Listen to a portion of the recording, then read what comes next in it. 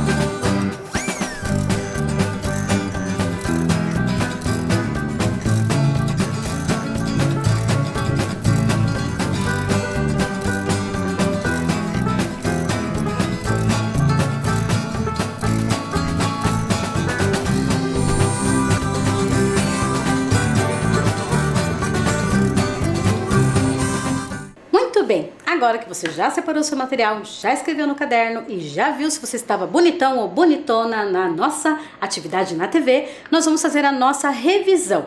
A revisão de hoje é da nossa aula de mitos. Então nós vamos relembrar um pouco dos mitos que nós assistimos e o que é um mito, né? Vamos ler novamente então o que é um mito? Vamos lá?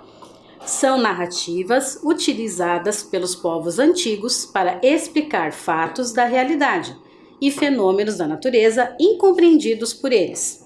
Os mitos se utilizam de muita simbologia, personagens sobrenaturais, deuses e heróis.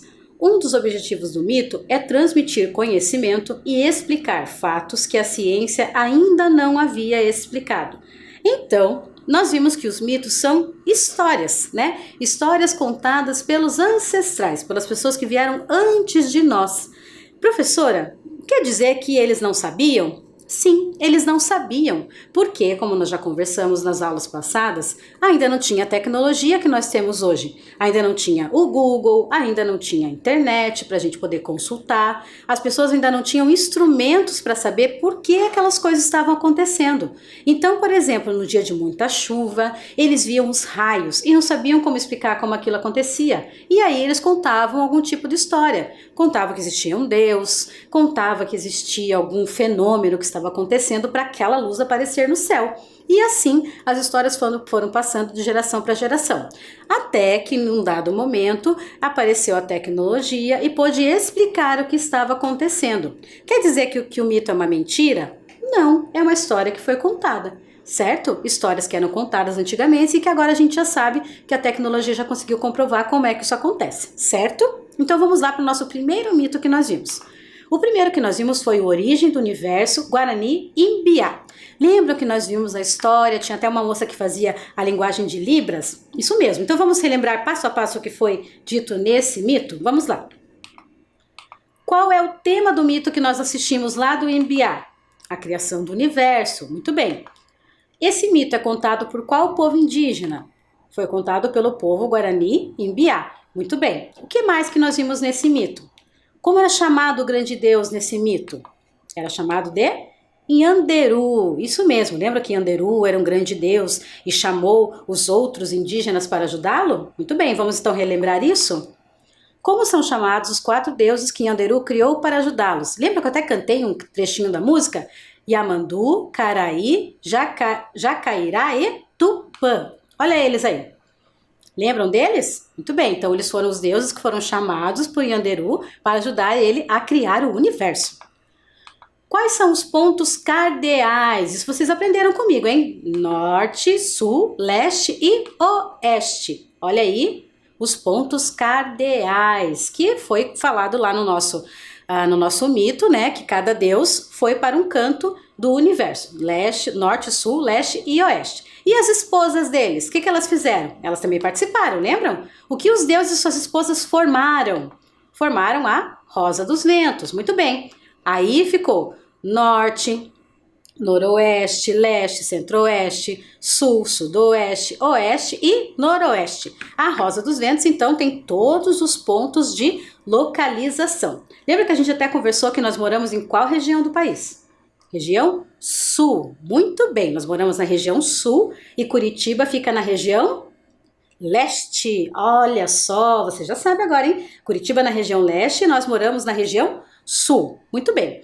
Então, nesse mito em Anderu, nós vimos que existia um grande Deus que criou todas as outras coisas. Muito bem. Isso era um mito contado lá pelos indígenas em Biá, né? Que cada um foi para um canto do universo e depois criou-se todas as coisas, inclusive o homem. Então, esse foi o mito que nós conhecemos, que era de qual matriz? Indígena. Muito bem. Então, revisamos o primeiro mito que nós assistimos, ok? Todo mundo relembrou? Vamos lá então para o próximo mito. Nós assistimos o mito da Arca de Noé. O que tinha na Arca de Noé? Bicho. O que contava nessa história da Arca de Noé? Dizia-se no mito da Arca de Noé que Deus estava um pouco triste com o que estava acontecendo e viu que Noé era uma pessoa boa. E aí ele pensou em destruir e começar tudo de novo. E pediu para Noé construir uma grande arca, lembram? E o que ele tinha que pôr na arca? Isso! Ele tinha que colocar os animais. Mas era um animal? Isso, um par de cada animal. Um macho e uma fêmea. Então ele tinha que colocar de 2 em 2. Lembra que eu até cantei uma musiquinha que tinha lá de 2 em 2 no barquinho? Muito bem. Então ele chamou os animais e colocou de 2 em 2 de cada espécie. E aí eles ficaram 40 dias e 40 noites com chuva. Chuva, chuva, chuva, muita chuva.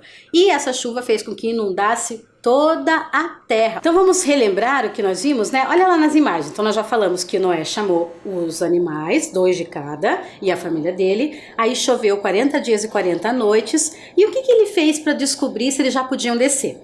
Porque pensem, eles estavam lá naquela arca enorme, cheia de animais, e olhavam para frente e tinha água. Do lado tinha água, do outro lado tinha água, e atrás tinha água. Como é que eles iam saber a hora que podia descer?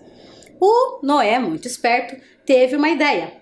Pediu para uma pomba ir dar uma volta e ver se já podia descer. Por quê? Se estava cheio de água, ainda não tinha árvores, não tinha galhos, né? Não tinha como ele saber. Aí o que ele falava para a pomba? Ó, vai procurar ver se já tem algum lugar que seja mais seco que a gente possa parar a nossa barca, né? A nossa arca. E aí o que aconteceu? Ele foi uma vez a pomba voltou, não tinha como descer. Pediu, aí passou um tempo, ele pediu para a pomba ir de novo ver se já podia descer. E aí a pomba trouxe um raminho. Se a pomba trouxe um raminho, quer dizer que já tinha partes que estavam secas, porque já estava crescendo a vegetação. E aí Noé pediu para mais uma vez a pombinha ir ver se já dava para descer. E a pombinha não voltou mais. Quer dizer que ela já estava indo para outros lugares, já tinha alimento, né? E aí a arca conseguiu parar e os animais desceram e ficaram felizes. E aí o que aconteceu? Apareceu um fenômeno natural nesse momento. O que era? O arco-íris. Muito bem. O arco-íris apareceu porque Deus prometeu para Noé que nunca mais ia inundar a terra. E para relembrar os cristãos, para relembrar esse momento de promessa de Deus para os cristãos, ele disse que toda vez que aparecesse um arco-íris era para relembrar a aliança de Deus com o povo, para relembrar de que ele nunca mais iria fazer uma inundação para acabar com a terra. Então esse é o significado do arco-íris para os cristãos. Isso está lá na Bíblia. Vamos ler lá? Olha lá, qual o significado do arco-íris segundo a história bíblica. Vamos ler? Em Gênesis 9:17, Deus afirma que o arco-íris serve como lembrança de uma aliança feita por Deus com o homem. Essa aliança indica que Deus não voltaria a enviar um dilúvio para destruir a vida na terra. Onde isso está escrito, prof? Está escrito lá na Bíblia, que é o livro sagrado para os cristãos, em Gênesis, que é um dos livros da Bíblia, né? Vocês sabem que a Bíblia, ela é composta de muitos livros, né? São vários livros que estão juntos em um só. Tem Gênesis, tem Apocalipse, tem Coríntios, tem Lucas, tem Mateus. Todos esses são livros dentro da Bíblia. Legal, né? São capítulos, cada um contando uma parte dessa história. Muito bem. Então, a história da Arca de Noé fala de um fenômeno natural que é o arco-íris, né? Muito bem. Então, vamos relembrar quais eram as cores do arco-íris? Nós fizemos uma atividade para completar os nomes das cores do arco-íris. Vamos relembrar juntos? Vermelho, laranja, amarelo, verde, azul, anil e violeta. Muito bem, nós vimos as 7 cores do arco-íris. Às vezes, prof, eu olho aquele arco-íris e só vejo 3, 4 cores, porque dependendo de onde você está, o reflexo da luz é um pouco diferente, mas são 7 cores. E lembra que a gente até conversou que o azul é o azul claro e o azul escuro, normalmente a gente fala, né? Mas esse azul escuro tem um outro nome, que é anil. Por isso que eu coloquei ali, azul anil. Então você também já descobriu que o azul escuro também pode ser chamado de azul anil. Então nós já relembramos o mito dos Imbiá, que era lá do grande deus Nhanderu. Nós relembramos o mito do arco-íris, que conta a história de Noé, que teve o grande dilúvio. E agora nós vamos relembrar o mito que nós vimos na aula passada, que foi do sumiço da noite. Quem lembra? Isso, nós vimos do livro do Daniel Munduruku, que contava sobre o sumiço da noite. Como assim, prof, sumiu a noite? Lembra que nós estávamos conversando que nesse livro, até comentei com vocês que o Daniel Munduruku é um escritor indígena. Ele nasceu numa comunidade indígena, saiu de lá, estudou, fez faculdade, fez doutorado, né? Fez o mestrado, fez o doutorado, e aí ele começou a escrever histórias infantis, como essa que nós estamos vendo aí, do sumiço da noite, que é uma história que ele ouviu lá na família dele, lá na comunidade que ele vivia. Então vamos relembrar essa história? Lembram então que essa história começava assim. A comunidade estava muito tempo sem ver a noite. Lembra que eles estavam muitos dias sem dormir, porque a gente precisa da noite para dormir. Isso é uma coisa que faz parte do nosso corpo, né? Então, muitos dias sem dormir. E eles não sabiam o que tinha acontecido com a noite. E o menino, um curumim, que é como é chamado lá na comunidade indígena, na língua guarani, o curumim chegou correndo e disse: "Eu descobri quem é que pegou a noite." E todo mundo ficou muito na expectativa e falou assim: "Quem que pegou a noite?" Ai, Curumim falou que ouviu a serpente conversando, que guardou dentro de uma cabaça a noite. E aí, o que eles poderiam fazer? Conversaram, chamaram o pajé, e o pajé disse assim: "Chamem o grande guerreiro." E aí, eles foram lá chamar o guerreiro, olha lá. Ele estava lá no rio, um pouco, né, descansando, e eles foram chamar o grande guerreiro. Então, o grande guerreiro foi encontrar a serpente. Quando chegou lá, a serpente disse assim: "Tá, você quer a noite, mas eu quero alguma coisa em troca." E o guerreiro não sabia o que oferecer, porque ele não tinha nada, ele só tinha o arco e a flecha. E disse assim: "Então, grande serpente Surucucu, eu tenho aqui um arco e uma flecha. Eu uso para pescar, eu uso para caçar, é um instrumento muito bom." A Surucucu olhou pro guerreiro e disse assim: "O que é que eu vou fazer com isso? Você não tá vendo que eu não tenho braço e nem perna? Eu não consigo usar isso daí." O guerreiro ficou muito preocupado e não sabia o que fazer. E aí, a grande Surucucu, que não era boba nem nada, disse para o guerreiro: "Ah, você pode voltar à sua comunidade e me trazer uma coisa que eu consiga usar." O coitado do guerreiro voltou para a comunidade e foi conversar como é que eles poderiam trazer, o que eles podiam oferecer para a Surucucu para ela devolver a noite para eles. E aí eles ofereceram uma cabaça para ela que poderia ser usada por ela. E ele levou lá e ela falou a mesma coisa: "O que é que eu vou fazer com uma cabaça? Eu não tenho braço, esqueceu disso? Não tem como pegar isso." E falou para ele assim: "Volte para sua comunidade e me traga veneno. Veneno bem potente, veneno bem forte. Aí eu vou saber o que fazer." E o coitado do guerreiro voltou, a comunidade toda se juntou e foram atrás de veneno, e veneno, e veneno, e veneno, e encheram muitas cabaças de veneno. E o grande guerreiro levou para a serpente. Só que ele levou dentro da cabaça. E ela falou assim: "O que eu vou fazer com essa cabaça? Eu só queria o veneno." E o guerreiro, mais do que esperto, disse para ela: Coloque essa cabaça no seu rabo. Isso, coloque a cabaça no rabo, porque quando você passar, todo mundo vai saber que é você que está chegando. A Surucucu gostou da sugestão que ele deu. E aí, pegou aquele monte de veneno e foi distribuir para as outras serpentes. Mas, no meio do caminho, porque daí ela devolveu para o guerreiro à noite. Quando o guerreiro estava vindo com a noite, ele foi cercado por um monte de animais, porque os animais queriam muito a noite, estavam muito cansados, eles precisavam dormir. E como eles rodearam o grande guerreiro, ele acabou derrubando a cabaça onde tinha a noite. E a noite caiu rapidão. A Surucucu ficou meio perdida com todo aquele veneno, já não sabia quem já tinha ganho, quem não tinha ganho, e foi distribuindo o que deu. E é por isso que contam os indígenas lá da comunidade do Daniel Munduruku, que é por isso que existem serpentes que têm mais veneno e serpentes que têm menos veneno. E a Surucucu é a mais perigosa, é a que mais tem veneno, porque ela ficou com a maior quantidade. Lembraram da história? Muito bem. Então esse foi o mito que nós ouvimos do sumiço da noite. Nós ouvimos 3 mitos nessas aulas, não é mesmo? Uma que conta por quê, né? Eles não sabiam contar como é que tinha cobras que tinham, serpentes que tinham veneno e serpentes que não tinham veneno. Essa era uma forma deles contarem como é que aconteceu. Depois, como é que apareceu o arco-íris, e a outra também contando como é que surgiram as pessoas aqui no planeta Terra. Muito bem, então, desses 3 mitos, nós vamos relembrar fazendo a nossa atividade. Olha lá, é uma atividade diferente hoje. Prestem atenção.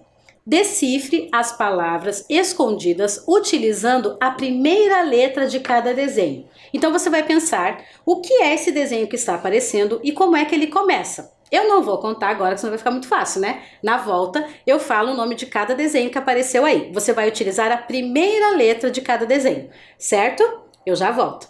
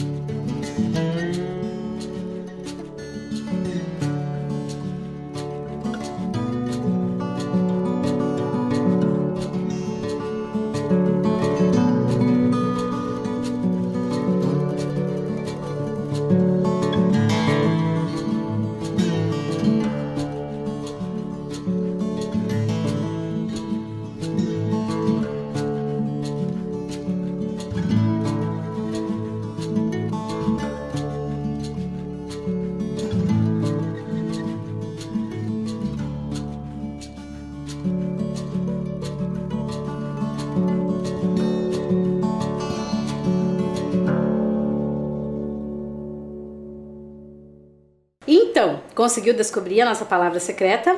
Então, o primeiro desenho que está aparecendo aí, o que que é?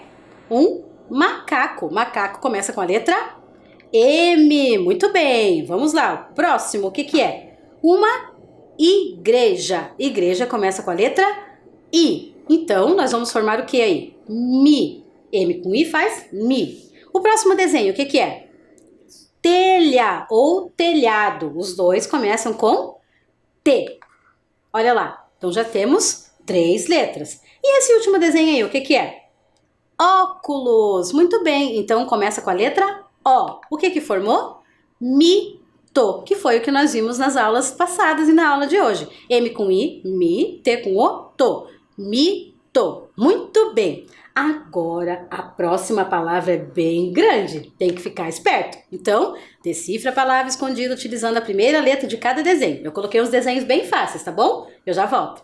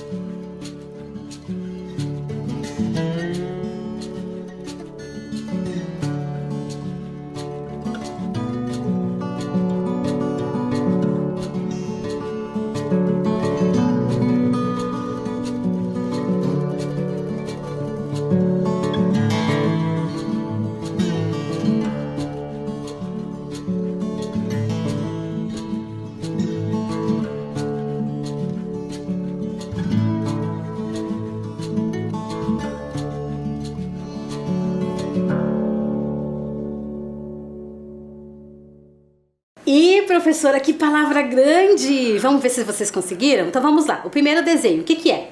Um navio. Navio começa com que letra? N. Olha lá, muito bem.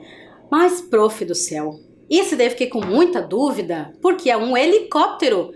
Helicóptero não começa com E? Helicóptero começa com H. Então, já temos duas letras. E esse bichinho que tá aparecendo aí, o que que é? Uma abelha. A abelha começa com a letra A. Então, já fez nha. O que será que tem aí? Que palavra grande. E esse próximo? Professora, o que que é isso aí? É um ninho. Ninho começa com a letra N. Muito bem. E o próximo é o quê? Um dado. Dado começa com a letra D. E esse animalzinho aí, o que que é? Elefante. Elefante começa com a letra E. Muito bem. Então, Yandê nós já temos. Agora ficou fácil, né? Yandê. O que é esse outro objeto que está aparecendo aí? Uma régua. Régua começa com a letra R. E o último, eu adoro isso daí que está aparecendo. O que que é? Uva. Olha lá que palavra grande. Tem 1, 2, 3, 4, 5, 6, 7, 8 letras. Nossa, vocês são muito feras, hein? Yanderu, que era o grande deus da nosso primeiro mito que nós vimos. E você conseguiu? Muito bem. Então agora nós vamos para o próximo. Como eu fiz essa palavra bem grandona, o próximo eu deixei pequeno, que eu não vou judiar tanto de vocês, né? Então, decifre a próxima palavra. Tempo para vocês.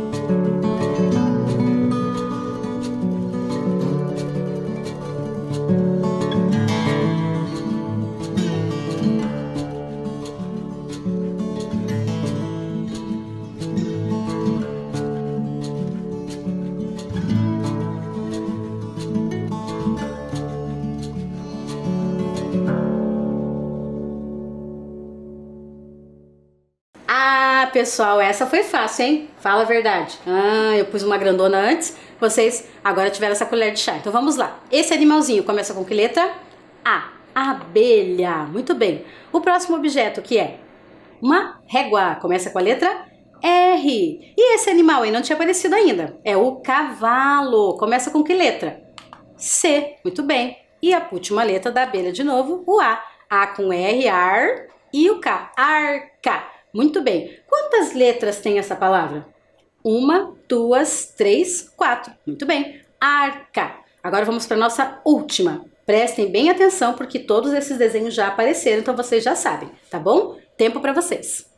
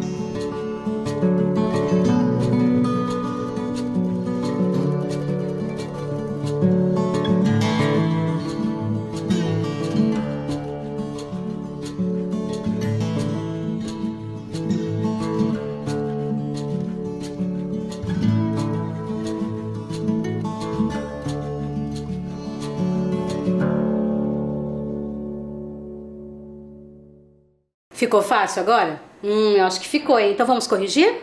O primeiro desenho é o navio, que começa com a letra N. Muito bem. O outro que é óculos, começa com a letra O. Já temos uma sílaba aí. No. Isso mesmo, N com O faz no. E agora, que desenho é esse aí? Igreja, começa com a letra I. Já temos noi. Agora ficou fácil, hein? A telha ou telhado começa com a letra T. E o elefante começa com a letra E. Noite. Temos quantas letras nessa palavra? 1, 2, 3, 4, 5. Muito bem. Noite. E o noite tem a ver com o quê? Com o nosso mito do sumiço da noite. Muito bem. Então nós já vimos a nossa última palavra, relembramos todos os mitos que nós aprendemos nas aulas passadas. Aqui estão as referências, as nossas imagens que nós usamos para fazer essa aula de hoje. E a nossa aula de hoje fica por aqui. Nós vamos nos despedindo.